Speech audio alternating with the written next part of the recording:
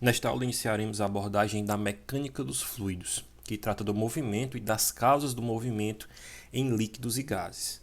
Nossa aproximação com este tema começa com a análise dos fluidos estáticos, ou seja, fluidos que possuem velocidade nula e que a força externa resultante sobre eles também é nula.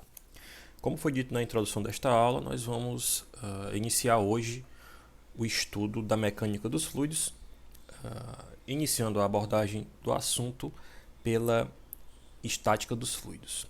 Antes de nós começarmos a análise propriamente dita do fenômeno, dos fluidos estáticos, nós temos que ter em mente algumas propriedades relacionadas aos fluidos, aos líquidos e gases. A esta altura, no curso de Física, você já deve ter analisado fenômenos envolvendo corpos sólidos, corpos extensos. E vocês viram, na oportunidade, que um corpo sólido ele vai possuir um volume e uma forma bem definidas. Essa forma ela vai ocasionalmente, possivelmente ser alterada através da ação de uma força externa. Mas geralmente o sólido ele possui um volume e uma forma bem definidos. Mas o que é que nós podemos falar sobre o volume e a forma dos fluidos? O volume e a forma de líquidos e gases. Bem, com relação aos líquidos, eles vão possuir um volume bem definido, mas a sua forma, ela vai se moldar ao recipiente no qual o líquido se encontra. Então o líquido ele vai possuir um volume bem definido, mas a sua forma ela vai depender do recipiente no qual ele se encontra. Já os gases não possuem nem forma e nem volume bem definidos. Eles vão se expandir até ocupar todo o volume do recipiente no qual eles estão contidos. Apesar das diferenças apresentadas entre líquidos e gases, eles vão possuir uma propriedade em comum, que é a facilidade de deformação. Tanto líquidos quanto gases vão reagir à mínima força externa aplicada sobre eles. E com isso eles vão se deformar, eles vão, a partir daí, escoar, ou fluir. E é devido a esse comportamento que esses dois materiais são classificados como fluidos. Para uma caracterização mais precisa do comportamento dos fluidos, nós precisamos antes classificar as forças que atuam no meio material. Para isso, nós vamos considerar um elemento de superfície situado no meio. Esse elemento de superfície ele pode estar externo a esse meio ou interno a esse meio. Aqui cabem algumas observações. As forças que atuam sobre esse elemento de superfície são geralmente proporcionais à sua área, ou seja, quanto maior for a área, maior vai ser a força aplicada sobre a superfície. E essa força por unidade de área, ela vai ser chamada de tensão. E essa força por unidade de área, ela pode ser normal à superfície, ou seja, perpendicular à superfície, ou ela pode ser aplicada de forma tangencial à superfície, ou seja, paralela à superfície. A figura 1.1 ela apresenta três situações em que tensões normais e tangenciais são aplicadas sobre superfícies. Na figura 1.1a, nós temos o bloco B, rígido, ligado a uma superfície por um fio supostamente inextensível. O fio, devido à ação da força-peso do bloco B, ele vai aplicar uma força por unidade de área sobre a superfície. Como essa força é perpendicular a esta superfície, nós vamos classificá-la como uma força normal. Como essa força atua de modo a tracionar o fio que está ligando o B à superfície, nós vamos chamá-la de tensão normal de tração. Na figura 1.1b, nós também temos uma força por unidade de área perpendicular à superfície, só que essa tensão agora ela é provocada pelo contato do corpo B com a superfície de apoio. Como a tensão está perpendicular à superfície, essa força, por unidade de área, ela é classificada como uma tensão normal também, como ocorreu em A.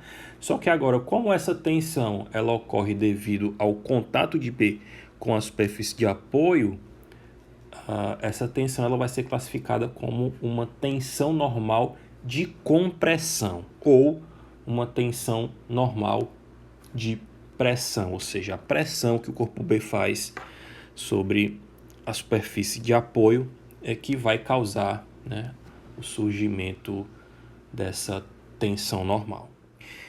Em C, nós temos uma situação distinta.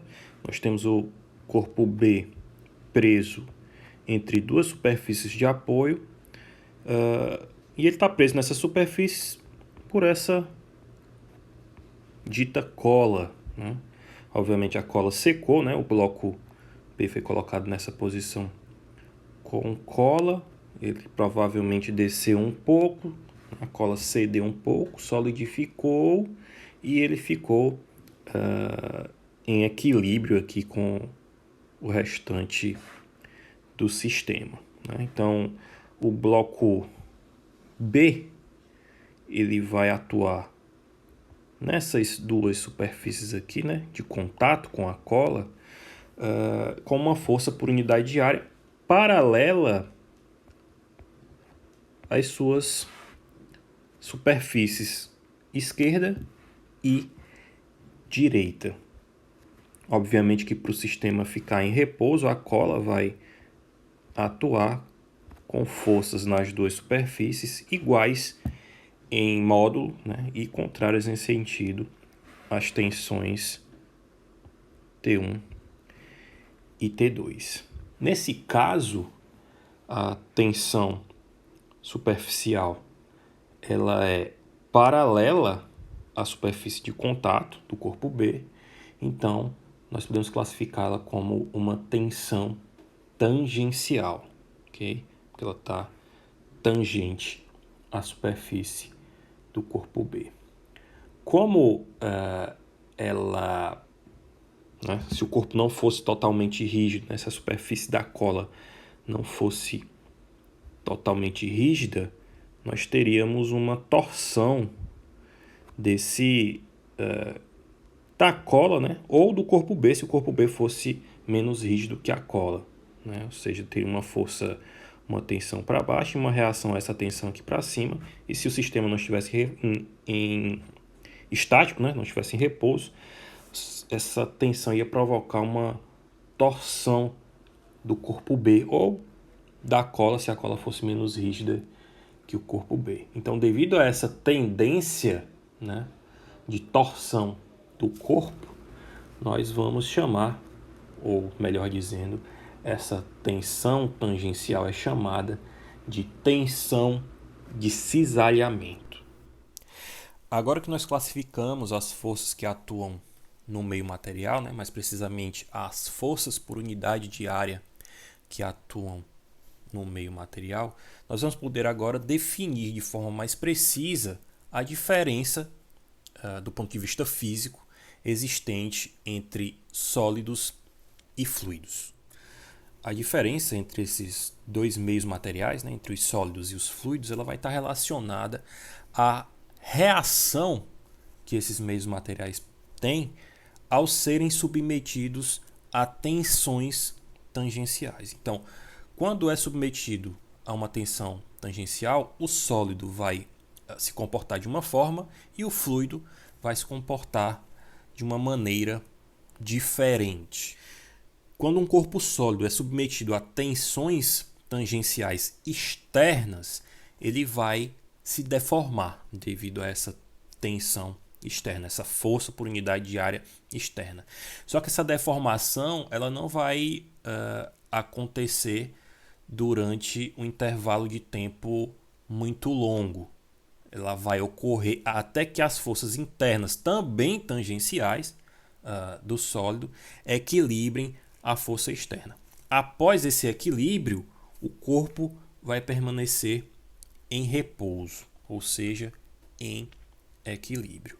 Então vai ocorrer uma torção do corpo sólido, uma deformação, até o momento em que ele consegue equilibrar através das forças internas a força tangencial externa. A partir daí, o corpo sólido permanece em equilíbrio. Já um fluido, quando submetido a uma força tangencial externa, ele não vai conseguir equilibrar essa força. E, devido à ação dessa tensão externa, o fluido passa a escoar e permanece em movimento enquanto a força estiver atuando, enquanto a força estiver sendo aplicada. O professor quer dizer que o fluido ele não vai conseguir resistir a uma força externa? Bem, ele não vai conseguir resistir a ponto de equilibrar essa força. Mas se nós considerarmos um fluido real, ele vai impor resistência ao movimento. E essa resistência está relacionada à viscosidade do fluido e vai depender da taxa de variação espacial da velocidade relativa de deslizamento das camadas do fluido. Então, com isso, nós podemos concluir o seguinte: num sólido, a resistência à tensão tangencial vai depender da deformação do sólido. Já num fluido, a deformação vai depender da velocidade de deformação, que é a velocidade relativa de deslizamento entre as camadas do fluido. Como um fluido impõe pouca resistência a tensões tangenciais, uma tensão pouco intensa, ou seja, uma força por unidade de área pouco intensa, se for aplicada durante um longo intervalo de tempo, essa pequena tensão tangencial, né, pode produzir uma grande deformação nesse fluido, ou seja, ela pode provocar um escoamento intenso desse fluido, se for aplicada durante um intervalo de tempo suficiente para que isso ocorra. Então, levando em consideração a forma como um fluido reage à ação de uma tensão tangencial aplicada sobre ele, né, uma tensão tangencial externa aplicada sobre ele, nós podemos concluir o seguinte: que se o fluido não estiver em movimento, ou seja, se o fluido estiver com uma velocidade nula, aquele fluido ele deve estar em equilíbrio e não podem haver tensões tangenciais externas sendo aplicadas sobre ele.